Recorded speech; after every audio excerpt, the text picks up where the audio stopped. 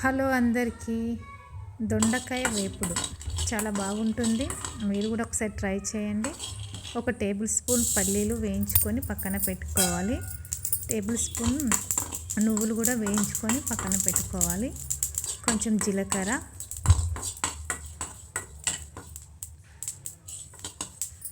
కొంచెం కల్యమాకు,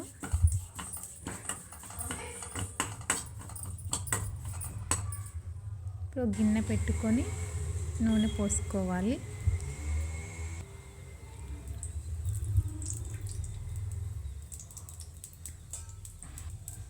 జీలకర్ర, ఎల్లిపాయలు,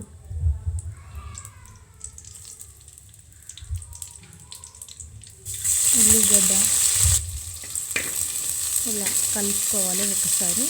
ఇప్పుడు పచ్చిమిర్చి వేసుకోవాలి.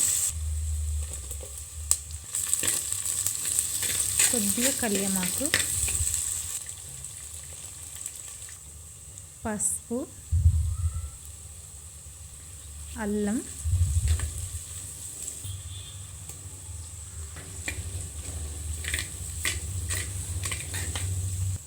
దొండకాయ ముక్కలు వేసుకోవాలి. మొత్తం ఇలా ఒకసారి మొత్తాన్ని కలుపుకోవాలి. మనం వేయించి పెట్టుకున్న పల్లీలు, నువ్వులు, కల్యమాకు, జీలకర్ర పొడి చేసి పక్కన పెట్టుకోవాలి. ఇప్పుడు ఉప్పు వేసుకోవాలి. కారం, ఉప్పు కారం తగినంత వేసుకొని ఒకసారి మొత్తం కలుపుకోవాలి.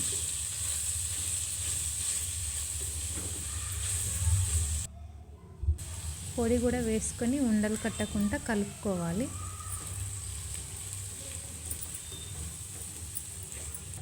మొత్తం కలుపుకున్నాక 5 నిమిషాలు ఇలా మూత పెట్టి ఉంచాలి.